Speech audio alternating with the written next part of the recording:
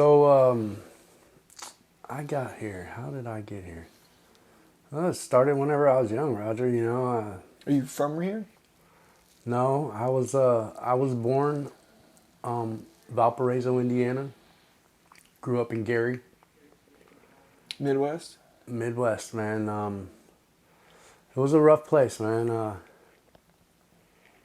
I I found love on the streets at an early age, and kind of leaned away from my family, and I found love in places most people wouldn't. I hang around with a lot of older people, and I never hung out with anybody my age. I always thought that they were lame or square or whatever, And What do you think attracted you to that?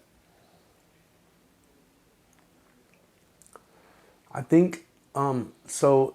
Gary, Indiana. It's it's the armpit of the world, Raj.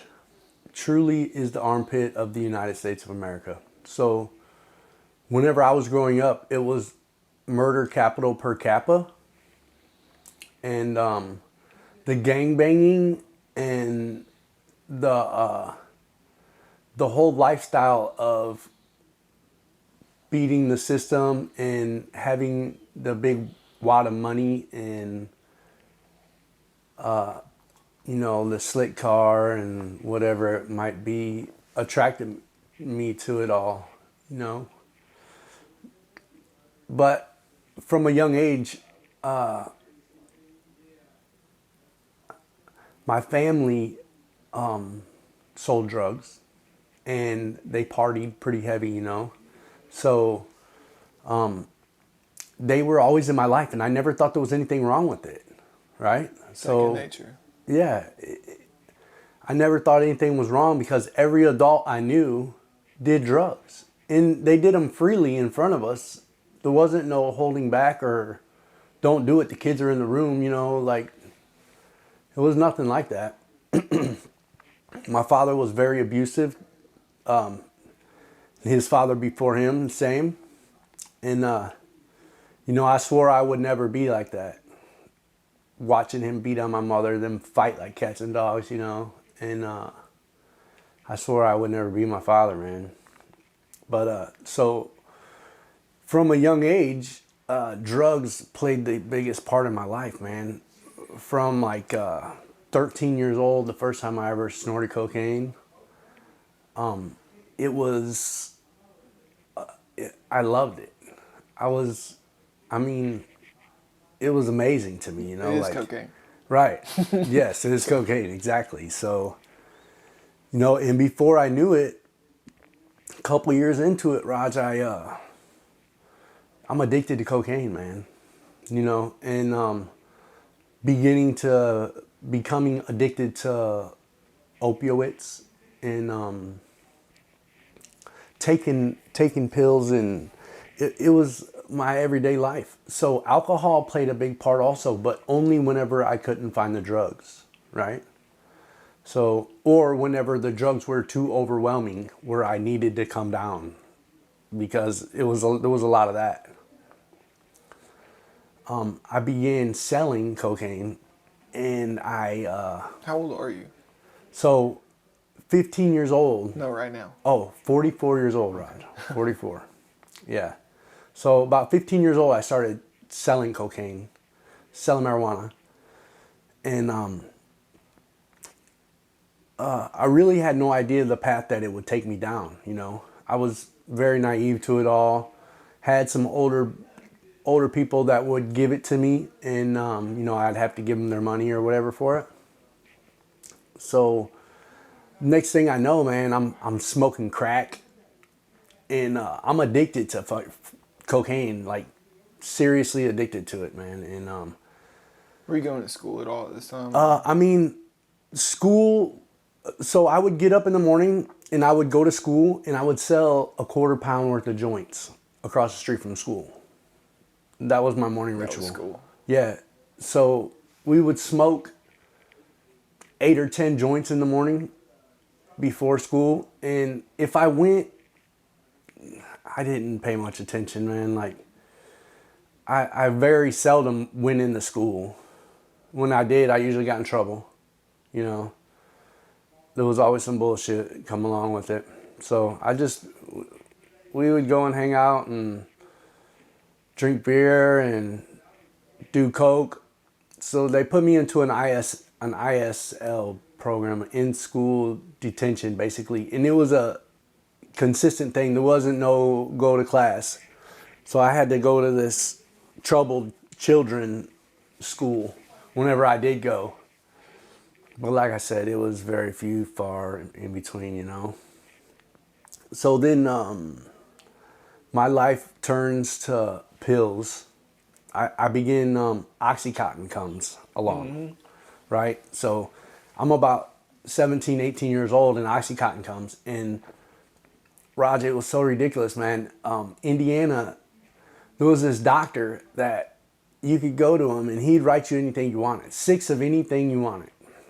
You just go in there and tell him. And, like, I wasn't old enough to even get a prescription, and this guy'd write you 6 of anything you wanted, Raj. So my buddy, one of my buddies, this doctor's office didn't even have a receptionist, right? So it was complete chaos when you walked in the door, and so you go in here, and it's just chaotic. So me and all my buddies, we would all get on the same day, and we'd all go in, and one of my buddies would in turn get behind the desk and run us all through like he was the receptionist, and then he would go in and come out and then leave the place in chaos again. And this doctor, he was just okay with it. Like, didn't matter how old you were, he was gonna write you whatever you told him, man. So we were all getting Oxycontin, Xanax, Somas, Vicodin, Valium, and Speed, or whatever else you wanted, you know. So he'd give you 6 prescriptions, and this went on for years, man. Like, it went on for years. Everybody I know from 17 to 60 or whatever was going to this doctor, man. This doctor got indicted like 5 years later with more charges and trumped up shit on him, man. It was really crazy. But, you know, so Oxycontin spun me in circles, man. Like, same. Yeah, like that drug, I truly loved that drug, man. There was nothing like it, and by the grace of God, I never put a needle in my arm. Well, so I tried to put a needle in my arm one time. Years and years later, this is not long ago, maybe like 8 years ago or something, I tried to shoot up some morphine. And I didn't know how to break it down, Roger, so I put water in my arm, by the grace of God, and I never tried it again. But, so I go on to 18, 19 years old, man. My brother calls me, and he's in Arizona, state of Arizona. He moved to Arizona when he was young, and he calls me, he's like, hey, can you get rid of some pot? Sure. So he hooks me up with these guys from Chicago, and they're giving me a bale of pot at a time. And, you know, I'm giving their money, get some more, in and out, back and forth. And one day, these dudes come over, kick my door, shoot me, shoot my dog. And, you know, they're wanting the whole load of this pot, man. And I give them, so my niece is on the couch. She's like 4 years old. Yeah, and an ex of mine's on the couch, you know, and she calls 911 as soon as they come in the house, because they come in shooting. So the shot me, shot my dog, and the cops show up, and they want to know what's going on. The guy I gave him all the money out of my pocket and 1 pound of pot which I had waiting for these guys to come and get. Guy set me up. And so the cops make me go to the hospital because I wasn't going to go to the hospital. You know, I'm like trying to not get in a bunch of shit for all this. Yeah. I got like 40 pounds of pot in the basement, 30-something thousand in cash, triple beam scale, and I'm trying not to go to prison for the rest of my life, you know? So the cops are like, you have to go to the hospital. So I go to the hospital, and the next day they come in. They're like, you know what we found in your house? I'm like, I have no idea what you found in my house. So they go on to tell me, you know, what they found in my house, and I go on to tell them that, you know, it's got an A and a B address. The address is A and B, and that the basement's been rented out to somebody. They obviously kicked in a door and broke down a door to get down to it. And so I get out of the hospital, and now I got to explain to the dope man what happened to his drugs, because there's no record of it, right? They didn't arrest me. They gave me a summons to pay for their drug task force removing them drugs from my home, right? Because they illegally searched my house and they found all that. Well, I moved to the state of Arizona. A little time goes by, whatever, you know, I try to square shit up with these guys that I owe this money to, and move to the state of Arizona, try to straighten my life out a little bit. And whenever I get there, I get a job with a company, and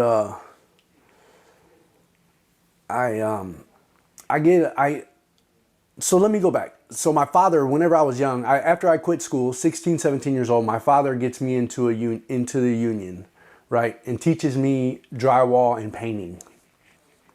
And so I make good money, but I never wanted nothing to do with it because I like to hustle drugs, right? Naturally. And I love to be high. I wanted to be up all night, and then, you know, he gotta go to work. No, I don't want to go to work. You know, I didn't want that. I wanted to be high and, you know, run wild. So back forward, I moved to Arizona. My brother tries to straighten me out, you know. He's a good guy, you know, a good family man, and tries to straighten me out and gets me a job at a club, right? Yeah, great idea. So I'm working in Tempe, Arizona, and right down the road from ASU, and it's wild as it gets, Raj. I mean, drugs and alcohol, ridiculous is what it was. So you went to the promised land. Oh, to the promised land. So I'm drinking blackout, you know, because so all the drugs there are shit, you know. Whenever I was in Indiana, I had to hook up on this cocaine, and it was cocaine, man, like tear your head up, have you up, and there's meth, but I didn't really like it whenever I tried it. I didn't really like meth, man, in Arizona. And then so the cocaine was garbage, so I would drink. At this point in my life, I was drinking a lot. I was working in this club, I was bouncing and bar backing in this club, and we would drink, Raj, gosh, man. And I'd black out drunk. My brother, he was letting me drive his vehicle because I never had my shit together enough to get a car or while I was there. So he let me drive his vehicle, and I'd call him in the middle of the night after I woke up blacked out and not be in the car in the gas station parking lot, not knowing what the fuck happened, all bloodied up and, you know, wilding out, man. And his car would be who knows where, because I don't remember what I did with it. And he'd come get me, man, and try to straighten me out again, you know. And his wife would la la la and all that good shit. So that didn't last long. No, it didn't last very long, Roger. Sure didn't, man. So yeah, we got into it one night, and you know, I left. And I moved to, I come, in Arizona, there's no grass, no Yeah. grass, no trees. It's the desert, man. And you miss that. Like, I missed the grass and the trees the whole time I was there, It was just dead. 100 degrees in the morning when you wake up and 100 degrees at night when you go to bed in the summertime, man. It's pretty ridiculous. So I I go to Alabama messing with this girl and get a job, start smoking crack right away. Pills. As soon as I get there, like her family's big into pills, so right away, right back on it. Like I never missed a beat. And then start smoking crack. Going drinking heavily, And I me and this girl, man, her sister had some kids. She was strung out on drugs real bad. And me and I kind of straightened up enough to take care of these kids. And raised these kids until it was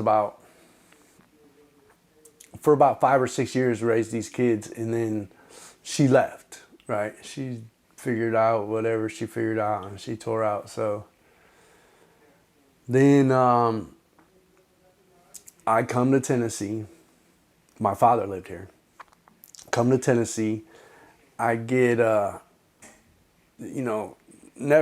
so addicted to pills, Roger. Gosh, man, I was a pain freak. I would love to withdraw. I knew that it was coming. Like, every time I would start taking a pill, I would know that eventually it's going to run out because this person ain't going to be able to keep me supplied with how many I need. And stealing and robbing, take your shit. I didn't care, man. I was a fucking scumbag, dude. I did not give a fuck about nothing but getting high, bro. My whole life, And a lot of times, I would sell drugs so I could afford them, but whenever I didn't, I couldn't. And that's whenever I really become a scumbag. I mean, like, big boy and shit. And I wasn't no big boy. I just didn't care, I got this mentality like, you got what I want and I'm not leaving without it. By all means. And that's how it went for the longest time, man. And then I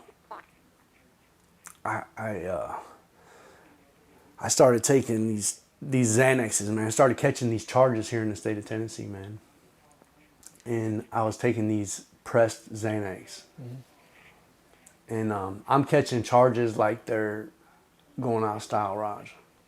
And I'm selling these pressed Xanaxes and I have all this money but they're making me crazy. I'm eating them 10 at a time, 5 times a day. Probably some crazy benzo that's not actually. Right. Not even the Xanax. They're pressed. Who knows what they were. Yeah. You know what I mean? So they got me stealing from everybody and anything and wherever, they just had me crazy, man. Like I don't even know what the hell. So I go on this kick, man, and I go out stealing all this crap. And I don't need to. I got a good job. I have this trade, this craft, that I've done, that I've learned and developed this set of skills over these years. And these pills just screwed my head up so good, man, that, like, for whatever reason, I would go out and steal shit, man. So the cops caught me one time in this car. I decided to take this car to go get some cigarettes, and the cops caught me, beat the fuck out of me, Raj. I mean, they smoked my head good, dude. Like, the whole... You didn't look like you. No. They tightened me up good, man. And then, so whenever I was 16 years old, man, this is the hardest part of my whole life, man. The saddest thing I ever did. My grandfather, which was my step-grandfather, but he was a good man. He treated me different than he did the rest of the kids. My mother's husband, his name was Douglas England, and he treated me different. And for whatever reason, I have got no idea why or what. And So whenever I was like 16, Raj, like I told you, I was a little hooligan, man. I broke into their house and I stole all his guns. 16 years old, right? So, I mean, He treated you different in a good way or a no, bad no, way? in a bad way. Okay. Just didn't treat me the same as the rest of the kids, you know. Didn't pay no attention to me. Left me, you know, I don't Yeah. even know how to explain it. It was Yeah. just different, man. So, I stole all his guns whenever I was 16 and sold them, traded them for drugs, pawned them off however I could, you know. And then whenever he died, whenever I was 38 or something, he dies. And my grandmother tells me to come over there and have whatever I want of Douglas's stuff. And I go over there and I get all of his guns again. And I'm not even allowed to have guns, you know. Same. Right, so I get all these guns again, Raj, and he's got all these really nice guns, man. And there was a Belgium-made Browning Sweet 16 shotgun, still in the box. These guns are so sought after, Roger. These Browning Sweet 16s. But the whole thing is that whenever I was 16 years old, I stole his guns the first time. When he died, there's this Belgium-made Browning Sweet 16 shotgun. And at the time, it didn't register to me. You know, I went over there, Raj. I took all his tools, I took all his guns, and I went and sold them. Because I didn't care nothing about him. Right. And because I was so screwed up on drugs. Yeah, I'm trying to get more, yeah. Right. So right before he died, my grandmother asked me to come up there and do some work for him. I go up there to do some work for him, and he comes out there and he looks so pathetic, man. You know, he's dying. He's got Parkinson's. He's got Alzheimer's, and he's skinny as a rail, man. He's not the same man that I remember as a child, you know. Mean old man. And he tells me, he says, Justyn, I'm sorry for the way I treated you when you were young. Oh, shit. And he wanted me to tell him that I was sorry for taking his shit, Roger. So, but I don't have a hair on my ass, you know. All I want to do is get his money for fixing his roof and doing his floor in his house, and come back to Kingsport so I can get more drugs. I mean, I didn't bring enough with me to hang out there for very long, you know. So, you know, I never got to tell him or try to make things right with him, man. And after I got sober, man, everything just hit me. He knew that I took his shit, man. Like, he knew that I did it whenever I was a kid, you know. And that's why everything was placed strategically, man.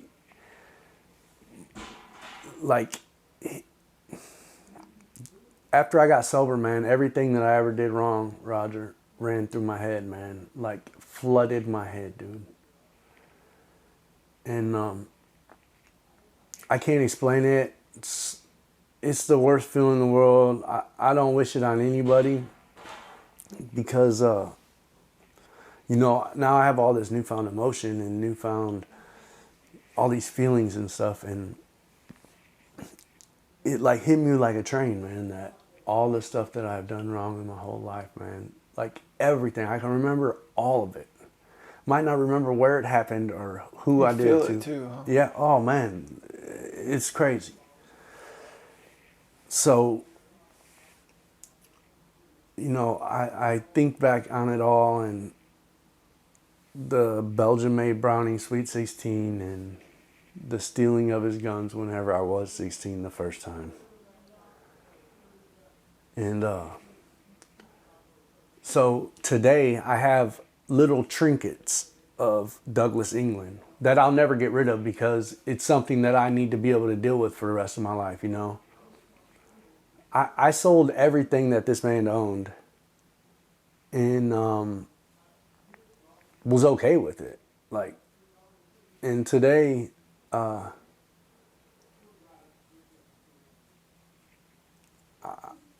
mean, you know, I'm finally at a point in my life where I'm becoming okay with my past, man. And What's your favorite thing about your life today? my favorite thing about my life today is having true friends and sharing memories and moments, man. It's precious, man. Life is precious, Roger, and I never for a minute slowed down to look at anything small in life before sobriety. You know, and today that's what my life is all about, man. The small things. I